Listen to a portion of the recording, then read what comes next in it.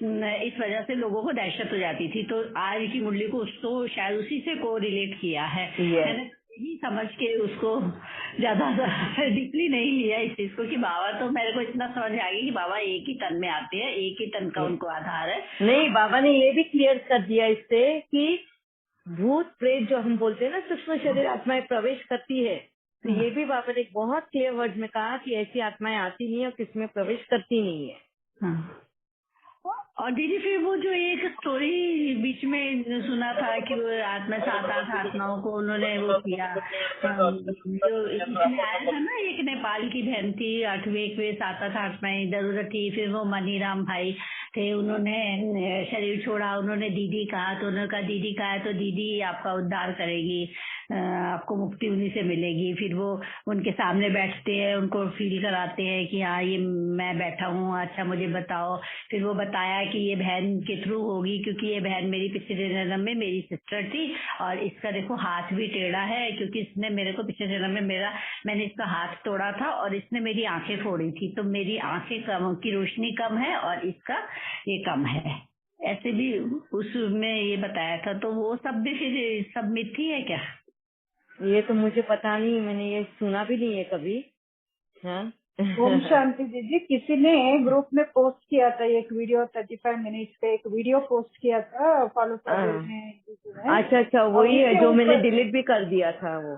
हाँ, हमको तो क्लैरिटी है वो सुनने से। वो विकी बहन, सॉरी वो बहन भाई भी थोड़ा क्लैरिटी दिया था उसके ऊपर बहुत अच्छा से, मगर क्लैरिटी है क्योंकि पूरा सुनने से पता चलेगा। एक ये बीच बीच में कितना अंधश्रद्धे उधर ही पता चलता है, बीच बीच में ये सच्चा है ये नहीं है, ये इल्यूजन है ये क्या है, सब पता चलता है। मगर थोड़ा टाइम दे के बैठ के मनन चिंतन भी करना। मेरा क्या सजेशन है सबको, या दीदी बोलो या किसी ने बोलो, हमारा भी लॉजिकली थोड़ा चिंतन करके बाद में आना है। तो बाबा भी बोलता है ना, शिव बाबा भी बोलते हैं, मैं क्या बोलते हो आपका भी वो थोड़ा मनन चिंतन करो, सीधा साधा वैसा ही नहीं है। तो सबका ये रिक्वेस्ट है, पहले हम भी थोड़ा हमारा भी यूज करना है। यूनिवर्सल है ये नॉलेज, मगर हम लोग हमारा बुद्धि यूज ही नहीं करता है। सबका, मगर किसी और के ऊपर पॉइंट आउट नहीं कर रहे हैं, सबका ये है वीकनेस। अभी आपके साथ आने के बाद ये यूज करने के लिए शुरू किया। पहले तो ये भी हम भी वैसा ही था, अभी आपके साथ जुड़ने से पता चलेगा कैसे यूज करना करके, बाद में क्लैरिटी मिलेगा। एक्चुअली मैं भी ऐसी थी, मैं भी कोई ने कुछ भी बोला कि मैं उसी में सच मान लेती थी। मैंने तो कहा ना, मेरा बचपन तो बहुत डर से गुजरा है, ये भूतों से, प्रेतों से, जानवरों से बहुत। और कैसे वो धीरे धीरे वक्त ने बोलो या कुदरत ने बोलो, मेरे अंदर से वो मन से वो सारे डर निकाल दिए। और भूत प्रेत का तो बाबा ने ही निकाला है ना, कहीं ना कहीं उसमें भी मेरे को भरोसा, मतलब ऐसा, क्योंकि इतनी कहानियां सुनी है, वो सीरियल्स, मूवीज, ये सब, तो उसमें भरोसा किया जाता था। मतलब क्योंकि ये कुदरती नियम मालूम नहीं थे ना, और जब कुदरती नियम मालूम पड़ गया और बाबा ने बताया मुझे ये कुदरती नियम क्या है। और बाबा ने अपनी भी हदें बताई कि मैं कैसे कुदरत के नियमों में मैं इंटरफियर नहीं कर सकता हूँ। बहुत क्लियर हुआ, और तब से मेरा तो एकदम एक अंश का भी अभी डर बचा नहीं है मेरे लिए। ठीक है दीदी, मैं एक बात और आपसे पूछना चाहूंगी। हाँ जी। मैं ना बहुत छोटी थी, आई थिंक मैं 3 या 4 साल की होंगी। तो ना मैं एक बार जैसे मतलब मैं रात में सोई हुई और एक विजन जैसे मुझे लिया, वो मुझे आज तक उस विजन का क्लैरिटी नहीं हुई है। अब अच्छा है मैं आपसे क्लियर करूँ, ये मेरे मन में कल आया था लेकिन कल टाइम हो गया था तो मैंने विड्रॉ कर लिया था अपना हाथ। तो मैं देख रही थी, सोई हुई हूँ, ऐसे अर्ली मॉर्निंग का ही टाइम है। तो एक ना बहुत बड़ा एक हॉल है, उस हॉल में एक लाइट जल रही है, बिल्कुल ज्योति। वो मैं आज भी उसको विजुलाइज कर पाती हूँ, बिल्कुल ज्योत है। और मेरे को समझे से अंदर जाने को, मैं भी कह रही हूँ कि मैं भी अंदर घुसना चाहती हूँ, कोई दरवाजा सा है उसमें से मैं भी जैसे घुसना चाहती हूँ, तो मैं वो नहीं घुस पाती। तो जैसे एक छोटी सी झरीट नहीं होती दरवाजे के बीच में, गैप है जिसको कहते हैं। तो मैं ना ऐसे दोनों हाथ लगा के ना दरवाजे के, तो आंखें ना उस तरफ इंटेंशनल उधर इंटेंशन कर रही हूँ, मतलब कि क्या है ये, मतलब सब कह रहे हैं। तो वो मुझे बड़ी क्लैरिटी से वो नजर आई, वो लाइट बहुत ही नजर आई, वो लाइट। उसको मैं आज भी विजुलाइज कर लेती हूँ, अभी भी जैसे मैं आपसे बात कर रही हूँ तो वो मेरे सामने वो आ गई। तो ये क्या था दीदी, मुझे मैं बहुत टाइम से इसलिए सोचना मांग रही थी कि क्या आपने कभी ये सोचा था ये ऐसा सब कुछ, या कोई भी बारे में ऐसा कुछ होगा, या आप देखना चाहते हो, या ऐसे स्टोरी सुना है? हाँ, बचपन में ही होता है ये। मैं भी 4-5 साल की थी, मैं आपको बताती हूँ।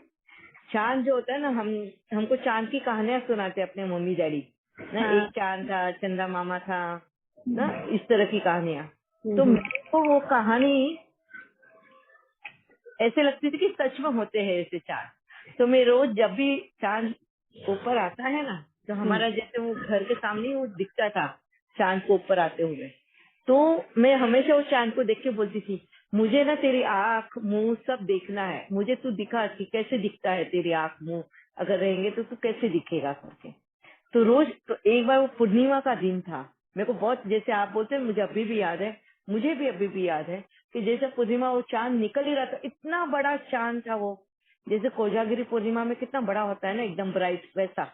और उसके ऊपर मैंने देखा कि आंख नाक मुंह सब था, और जैसे वो चांद मेरे साथ हंस रहा है।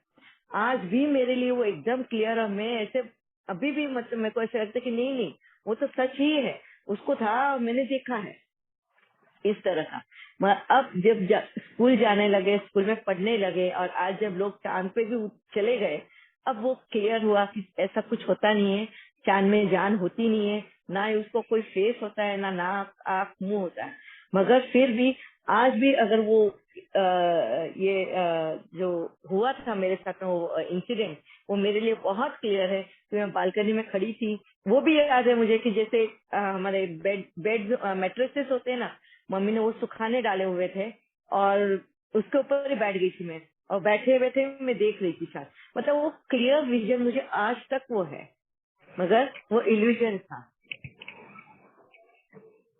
तो ऐसे ही हमारे बहुत सारे बचपन में इल्यूजन होते हैं हमें, और वो ऐसा लगता है कि वो सच है। ओके, ठीक है, मतलब वो इल्यूजन ही था, ऐसा कुछ वो नहीं था। क्योंकि आपका तो और नींद में भी था ना, नींद में आपने देखा ये सब। मतलब अर्ली मॉर्निंग था, मतलब जैसे एग्जैक्टली हम ये भी सुनते हैं ना कि अर्ली मॉर्निंग के सपने सच होते हैं। अच्छा, पर दीदी मेरे को लगता है मैं बहुत छोटी सी थी, 3-4 साल की ही होंगी उस समय में, मतलब ये वो आज भी। आप मेरे को बोलो, आपके 3-4 साल में और क्या क्या मेमोरीज आपको याद है इसके 3-4 सिवाय? साल में, हाँ मैं 3-4 साल में मतलब जो मेरा जिस घर में मैं पली बड़ी हुई वो मुझे थोड़ा सा याद है। और मुझे एक बार का याद है कि मैं अपनी नानी के घर में थी, तो मैं रात को बिना खाना खाए सो गई थी। तो मैं ऐसे ही ना, रोने लगी कि मुझे खाना नहीं दिया, मैं भूखी सो गई। ऐसे ऐसे करके छोटे छोटे से कुछ इंसिडेंट्स याद है मुझे, ज्यादा नहीं। ये वाला थोड़ा मुझे ज्यादा लगा, मैंने कहा एक दीदी से पूछूं कि ये क्या चीज है। नहीं, ये मेरा और आपका ये मिलता जुलता है, इसके लिए मैंने अपना एक्सपीरियंस सुनाया।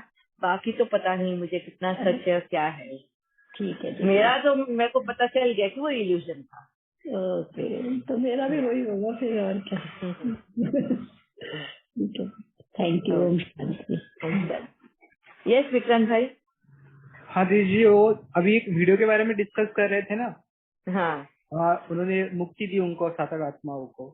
तो उस पर ही मैंने सोचा था, मतलब ग्रुप में भी पोस्ट किया था। अभी थोड़े शॉर्ट में बताता हूँ, मतलब कि मतलब उन्होंने, मतलब उनको शरीर नहीं था तो उनको नया शरीर मिल गया, वो अपने कर्मों से फ्री हो गया, नया शरीर मिल गया।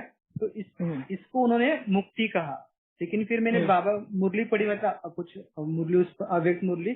तो बाबा ने, मतलब फिर मुझे रियलाइज हुआ कि जैसे हम द्वापर युग से देखते कि हम बंधन में कैसे, किस बंधन में फंसे, तो आत्मा फिर किस बंधन से मुक्त होना चाहती है, मतलब अपने विकारों के बंधन से मुक्त होना चाहती है। तो उस बहन ने अगर योग वगैरह करके उसको राजयोग सिखा के मुक्ति दी, तो फिर से उसने जन्म तो दिया ना, मतलब फिर से वो विकार में ये जाएगा। तो यहाँ पे ये मैंने भी जब सुना तो मेरे को एक बहुत बड़ा क्वेश्चन आया इधर। हाँ, वो बहन ने उन आत्माओं को राजयोगा सिखा के उनको मुक्ति दी। ये आप लोगों को नहीं लगता कि कितना बड़ा क्वेश्चन है ये? शिव बाबा को आत्मा का रूप है वो डायरेक्टली उन आत्मा को राजयोगा नहीं सिखाया जैसे हम लोग को नीचे आके सिखा रहा है। First question. सेकंड, अगर हम आत्माओं की भाषा समझते हैं और आत्मा हमारी भाषा समझते हैं तो हमको क्यों इतना वक्त लगता है शिव बाबा को समझने और ये करने में? मेरा थर्ड क्वेश्चन, अगर हम इतना आसानी से कम्युनिकेशन करते हैं तो फिर शिव बाबा को ब्रह्म बाबा के तन का आधार लेकर मुख से हमें वाणी सुनाने की क्या जरूरत थी? हैं? वो डायरेक्टली ही बता देते थे। और शिव बाबा को तन का आधार लेकर हमको मुरली और राजयोगा सिखाना पड़ा, और ये बहन को तन में रहकर वो बिना तन वाले आत्माओं को राजयोगा सिखाने का ये मिला। तो मेरे लिए टोटली कंफ्यूजन है। मैं इसके लिए इस पे बिलीव नहीं करती। ऐसा बहुत सारे क्वेश्चन आया था, ये देखने से बहुत सारे क्वेश्चन आया था, बीच बीच में बहुत सारे है, मैं भी बहुत सारे पॉइंट आउट किया। ये तो एक टाइप बोल सकते हैं ये तो रियलिटी नहीं करके पता चला, ये रियलिटी नहीं है। और दूसरा, अभी गुलजार दादी भी सूक्ष्म शरीर में होंगे या मतलब कहाँ होंगे, तो वो भी सारी आत्माएं, तो उन्होंने तो इतनी तपस्या की है, वो डायरेक्टली ही इन आत्माओं को तो राजयोगा सिखा सकते हैं, क्योंकि दोनों समान है, दोनों के पास शरीर नहीं है। हाँ, जानकी दादी है, गुलजार दादी, प्रकाश मणि दादी, ये सारी दादियां हैं वहाँ पर। तो ये बहन को शरीर में रहने के बावजूद भी उसको सिखाना पड़ा उनमें को, तो अभी तक मेरे बुद्धि में उतर ही नहीं रही है ये चीजें। ठीक है।